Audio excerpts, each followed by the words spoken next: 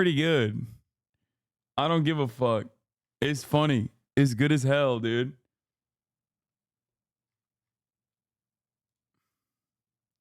Yeah, no, he's on a roof and everything.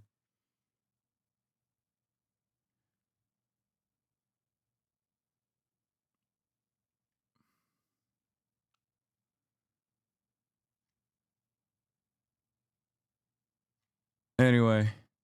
All right, friend of the show, Walter Masterson, went to the RNC and trolled a bunch of the fucking MAGAs. We're doing Hogwatch, baby. In here. It's time that you went full mask off Also, as a I'm gonna total pee. Nazi. I really appreciate it. Thank you. Yeah. He knows. Okay.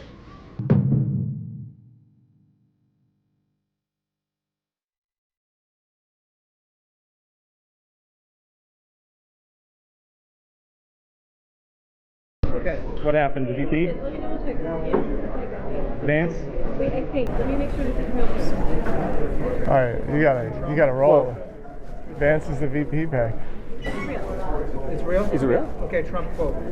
Quote me. What? Is there a Trump quote? Give me Carolyn right now. Gentlemen? Yeah, no. Yeah, Daily Signal. I'm here at the RNC. I was there to witness people's reactions when Trump announced his running mate, J.D. Vance. I'm so tired of people calling Trump a Hitler. Trump is not a Hitler. J.D. Vance said it, but he... All right, J.D. well, Vance did say he did call Trump America's Hitler. that's just so sick. J.D. Vance's opinions and views were very similar to mine when Trump got first elected. You called him America's Hitler? No, I never called him that. When did you call him that? He called him America's Hitler. No, I want to slap him just for that. Anybody that calls that man Hitler should be slapped. You better look at who Hitler really was. Hitler was a vegan, vegetarian. So there's our first problem. I mean, We're also taking people's temperature about Trump's VP pick, J.D. Vance. What do you think? My wife told me about it. I'd have to do a little bit of research on him. NRA supported Vance's candidacy, gave him the highest possible grade for a non-office holder. Vance repeatedly attacked red flag laws and assault weapons bans. Here's one. J.D. Vance has supported banning porn. I agree. Yeah. I agree. It should be banned. Yeah. He wants to get rid of no-fault divorce. Right. I agree. Yeah. I agree. Okay. Wow. Come on, man. He's right in the pocket of the no-fault divorce situation, okay? He's holding on to that wedding band for dear life. You know his wife left him a long-ass time ago. He's still wearing that shit, okay? So, yeah. He says, I've reviewed a lot of Project 2025. There are some good ideas in there.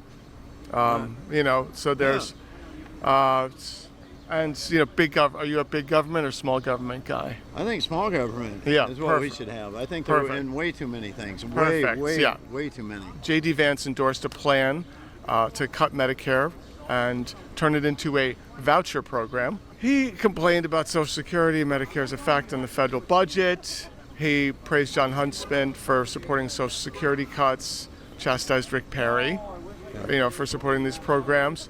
Climate change, what do we think? I don't know that I buy it. Vance refused to say that climate change was man-made, denied that there was a climate crisis. He promotes more fossil fuel production. How do you feel about the nuclear family?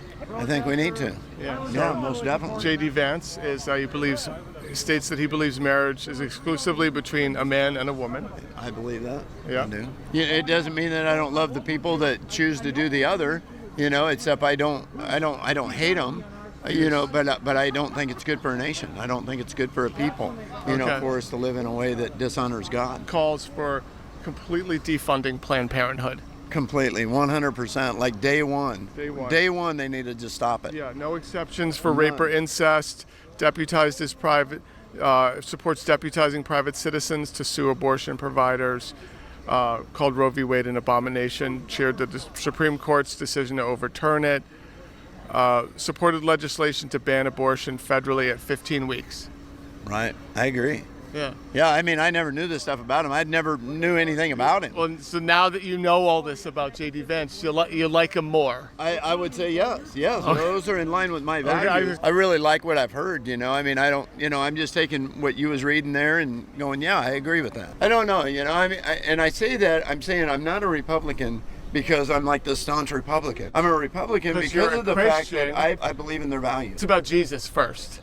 It's Jesus absolutely first. When you think of democratic values, Jesus would have loved no fault divorce. Jesus would have hated no fault divorce. Okay? You don't understand me. That's why I love. Is bro campaigning for JD Vance or making fun of him? Just let him cook. just wanted to clothe and Holy shit, this is an hour and 20 minutes, an hour and 12 minutes long. God damn, I didn't even realize it was like that. Okay, I don't think I'm going to watch the whole thing. I was wondering why it was so, why he didn't put up like all the best parts. U.S. recognizes Maduro's rival as winner of the Venezuelan election. Oh, dude, okay. Never mind. Never mind. Okay, now I'm reaffirming my commitment. Now I'm reaffirming my commitment to Maduro. Oh, brother.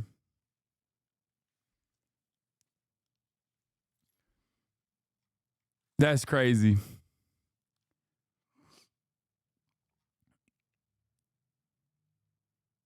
Oh, can you talk about Iran? I missed the start of the stream. No. Yeah, Walter's been making a lot of really good.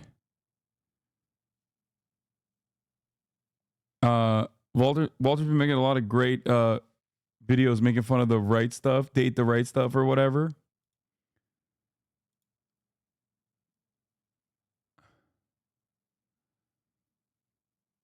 You know? Anyway.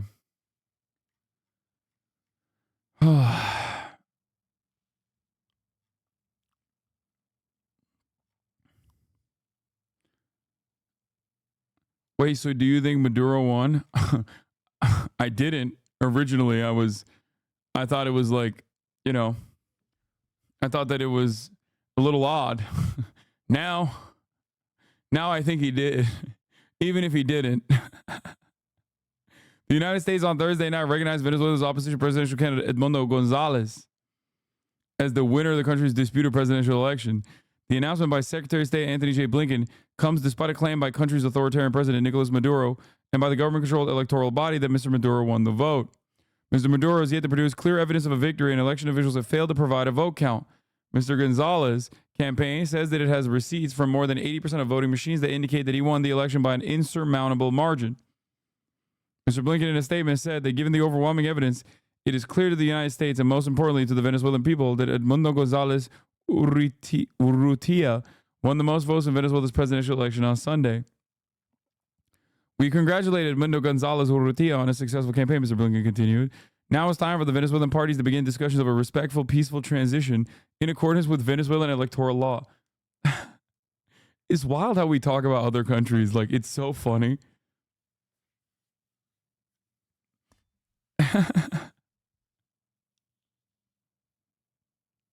Like, come on now. Like, that's an insane.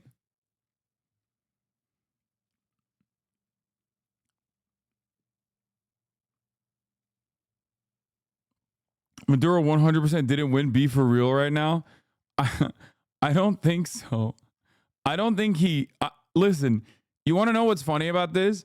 I think that every single person that disputed in Latin America, every single person that's like even remotely left that disputed Maduro's election victory, including AMLO, including Lula, will probably turn around and be like, nope, never mind. Maduro won. He's the legitimate president.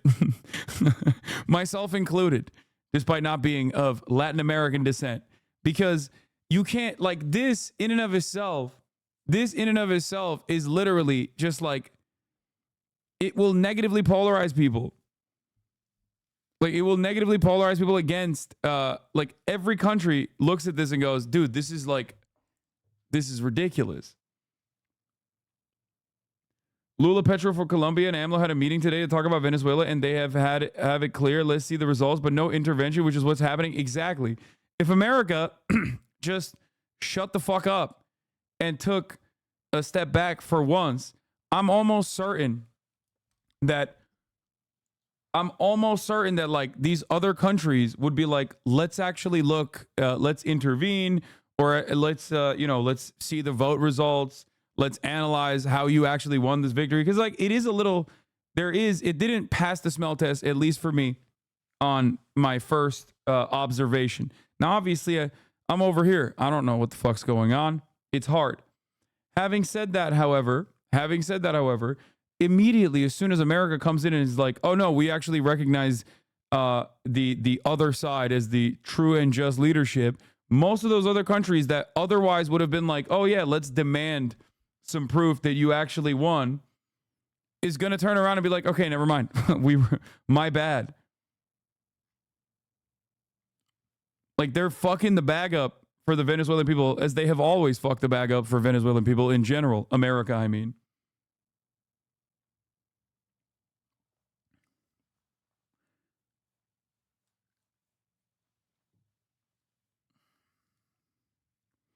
Little known paper sheets are key to declaring victory in Venezuela's election. Country's main opposition coalition both claimed, and President Nicolas Maduro and the country's main opposition both claimed that they had won Sunday's presidential election. National Electoral Authority proclaimed Maduro the winner. The opposition representative Edmundo Gonzalez said it had evidence to the contrary. Okay. Electoral authorities installed more than 30,000 voting machines, and by law, the opposition had the right to representatives at all voting centers, but not all were allowed in Sunday or were ousted before the polls closed.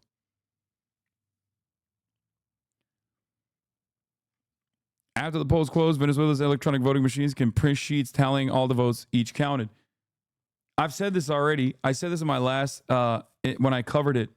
Like, Maduro is not a popular president or a popular guy in Venezuela. Part of that has to do with corruption.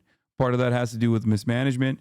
And a big chunk of that has to do with the sanctions placed on the country of Venezuela that has absolutely gutted and crippled Venezuela. These sanctions that are placed on the country of Venezuela are deliberately designed to create this kind of politically volatile situation in Venezuela so that you can create a structure where the people will inevitably rise up and overthrow its government. Okay? Like he is not a popular person, especially because the longer the more younger generations become voter eligible, the further they are away from the Chavista movement. Like he came into popularity by riding the Chavez wave. A lot of Americans also never recognized Chavez as a popular leader either, but Chavez was demonstrably fucking popular. Okay? Certainly polarizing, but still demonstrably popular. So popular that he basically fucking carried Maduro as a legacy pick. Okay? Of course, he was demonstrably popular by some of the most voiceless people in Western media. You know, indigenous populations, poor populations, rural folk. Those people don't get a lot of fucking coverage in American news in general. But that doesn't matter because those people still fucking vote. Okay? And Chavez was also an incredibly charismatic figure as well. So that popularity basically carried Maduro, but the crippling sanctions on Venezuela, like I said, paired up with the mismanagement of Venezuelan currency, an inability to diversify its productive output, and corruption in general, made it so that like more and more people who didn't grow up and know what it was like, who didn't get captivated by the Chavista momentum and popularity are, of course, understandably like, well, everything I've known growing up in this fucking country has been shit. And it's because of the guy in charge. So in a way, American sanctions are over the course of over the course of a decade have basically become successful in creating a genuine anti-Maduro wing in the population, regardless of political ideology. This does not mean that every single person that hates Maduro in Venezuela is actually a fucking right-wing Christo-fascist or whatever. There are a lot of right-wingers in Venezuela as well. Okay, of course. Many of them now live in America. Go to Miami if you want to see what right-wing Venezuelans look like and think. Having said that, however, this does not mean that the genuine anti-Maduro sentiment expressed by the Venezuelan population is actually coming from just right-wingers. Okay? I strongly disagree with this line. Sanctions have never really worked as a popularity adjustment.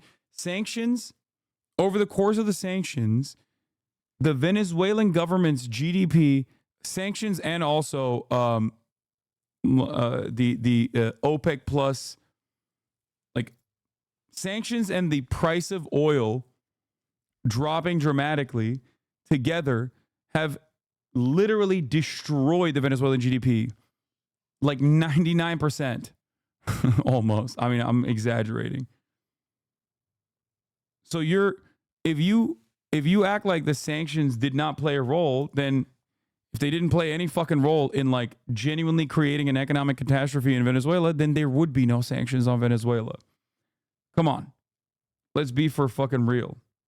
Doesn't every country have a right to stop trade with another country, whether it's China, India, or America, especially for moral reasons? Great question. Why is it that America happens to stop any other country on the fucking planet from even doing any kind of trade with Venezuela then? How come no one else gets to have a say except for the United States of America?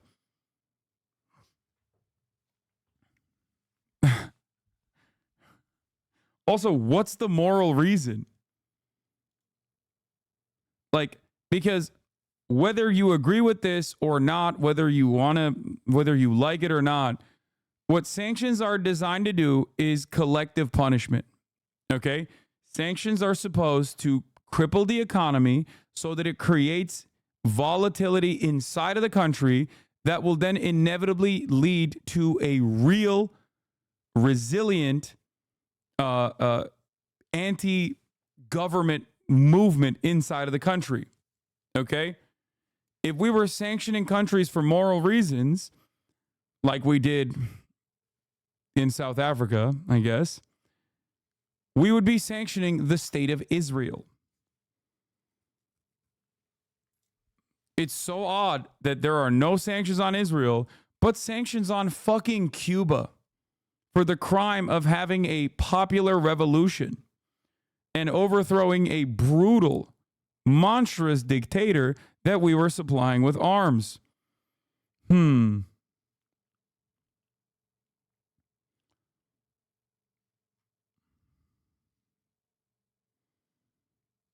So,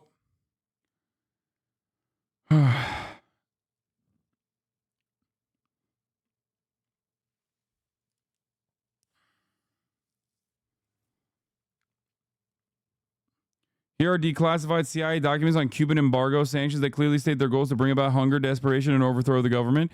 I mean, this isn't like we don't need declassified documents. They openly state that. Washington Post Jeff Stein did a phenomenal deep dive into sanctions and their impact on all the countries that we've launched sanctions against. Okay. Yeah. New York Times op-ed. Venezuela's kids are dying. Are we responsible? Our well-meaning sanctions may be inflicting pain on the wrong people.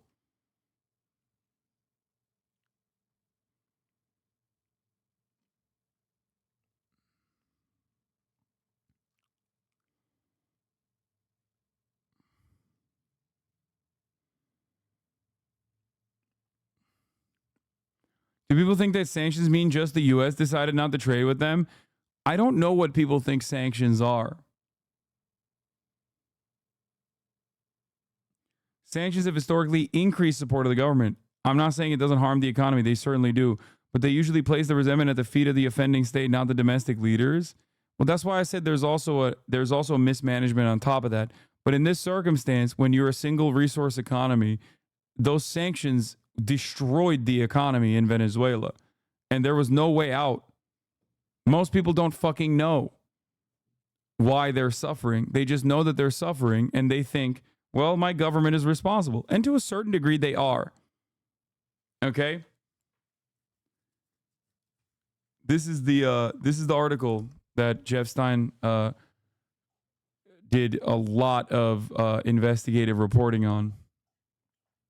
How 4 U.S. presidents unleashed the economic warfare across the globe. In Cuba, sanctions imposed by the United States more than 60 years ago have failed to dislodge the communist regime, but they've made it more difficult to get critical medical supplies to the island. In Iran, the U.S. sanctions that date to the 1970s have not forced out Tehran's theocratic rulers, but they've only pushed the country to forge close alliances with Russia and China. In Syria, dictator Bashar al-Assad remains in power despite 20 years of sanctions, but the country is struggling to rebuild from civil war, and more Syrians than ever are expected to need critical humanitarian assistance this year. In country after country, sanctions have emerged as the key instrument of U.S. foreign policy. Jeff Stein and Federica Coco did this article.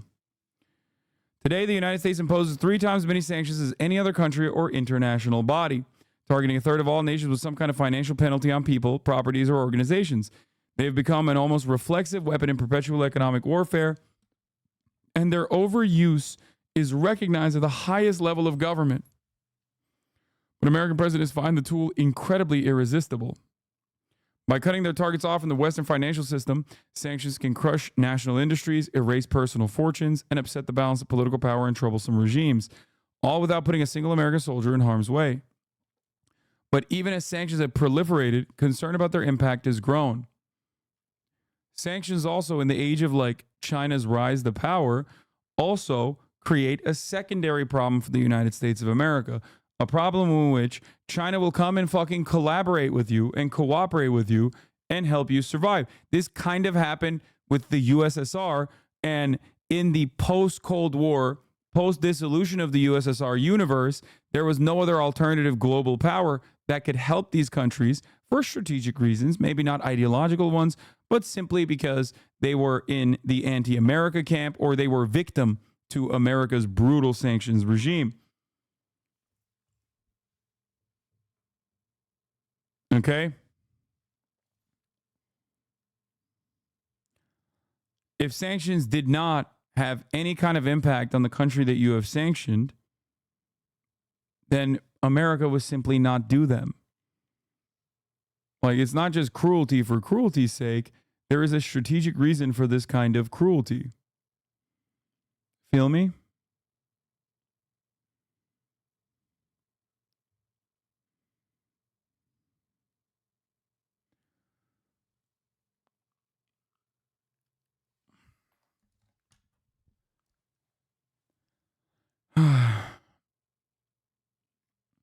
Elsewhere, sanctions have pushed autocratic regimes in the black market trade, empowering criminal networks and gangs of smugglers.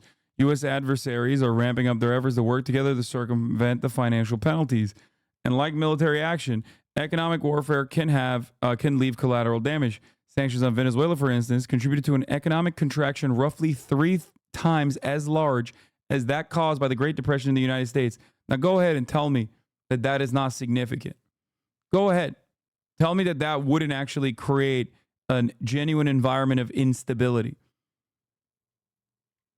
This is functionally trying to bring about man-made famine conditions, bring about some kind of genocidal condition. Okay? You're out of your dang mind if you think that this is not unimaginably significant. Okay? Get the fuck out of here, dude. Like I said, if it wasn't significant, then America would simply not do it. Okay? And it always targets civilians.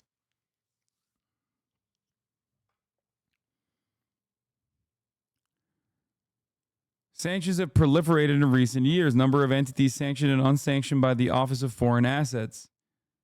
Under Biden, they have skyrocketed. Trump also increased it dramatically. I mean, look at the fucking sanctions that we had, and they just add on top of it too. Sanctions, or even just the threat of them, sanctions, or even just the threat of them, can be an effective policy tool, a way to punish bad behavior or pressure an adversary without resorting to military force. Sanctions have allowed the U.S. government to take moral, economically meaningful stands against perpetrators of war crimes. They helped bring an end to South Africa's apartheid regime and contributed to the eventual overthrow of the Serbian dictator Slobodan Milosevic. Even when they fail, proponents say they can be preferable to the alternative, which might be doing nothing or going to war. Still, North Korea has been sanctioned for more than half a century without halting Pyongyang's efforts to acquire nuclear weapons and intercontinental ballistic missiles. U.S. sanctions on Nicaragua have done little to deter the authoritarian regime of President Daniel Ortega. 2 years of sanctions on Russia over its invasion of Ukraine have degraded Moscow's long-term economic prospects and raised the cost of military production. But these sanctions have also spawned a dark fleet of ships selling oil outside of international regulations while bringing the Kremlin into closer alliance with Beijing. Alarm about sanctions rise has reached the highest levels of the U.S. government. Some senior administration officials have told President Biden directly that overuse of sanctions risks making the tool less valuable. And yet, despite recognition that the volume of sanctions may be excessive, U.S. officials tend to see each individual action as justified, making it hard to stop the trend. The United States is imposing sanctions at a record-setting pace again this year, with more than 60% of all low-income countries now under some form of financial penalty.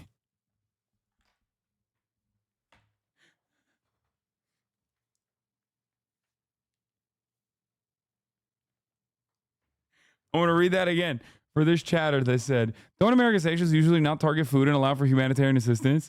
It helps weaken rival countries, but it's done morally. No, dude. No, it's not.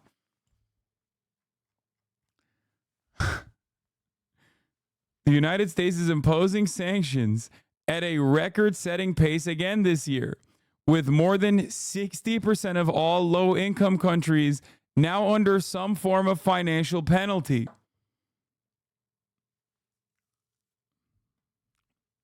Yeah, dude, it's super moral to fucking stop like medicine vials from being transported into countries. That's my... I can't think of how moral that shit is.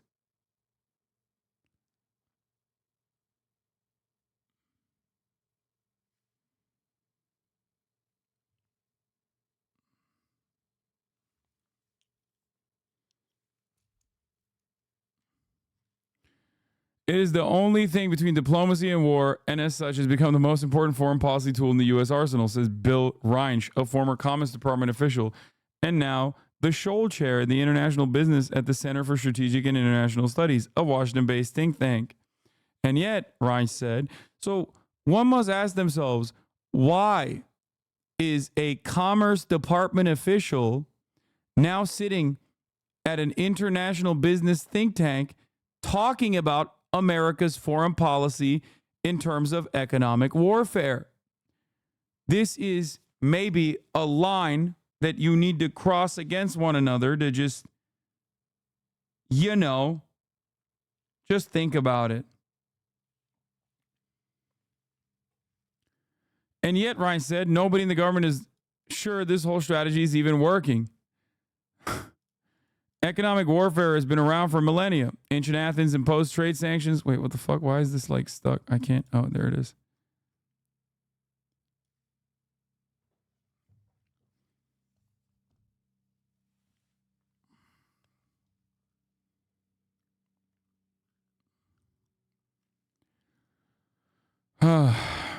Ancient Athens imposed trade sanctions on its adversaries.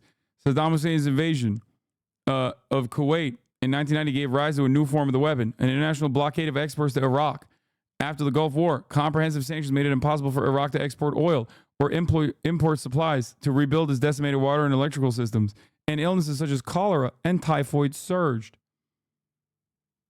At the same time, with the collapse of the Soviet Union, the United States was emerging as the world's unrivaled superpower, both financially.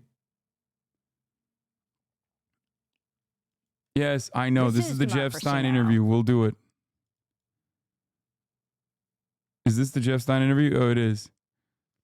You know what? Fuck it. We'll just watch the video. You guys don't. You guys hate when I The read. Washington Post expose titled Money War, How 4 U.S. Presidents Unleashed Economic Warfare Across the Globe. The Post reporting examines how the U.S. has increasingly relied on economic sanctions that have left collateral damage across the globe.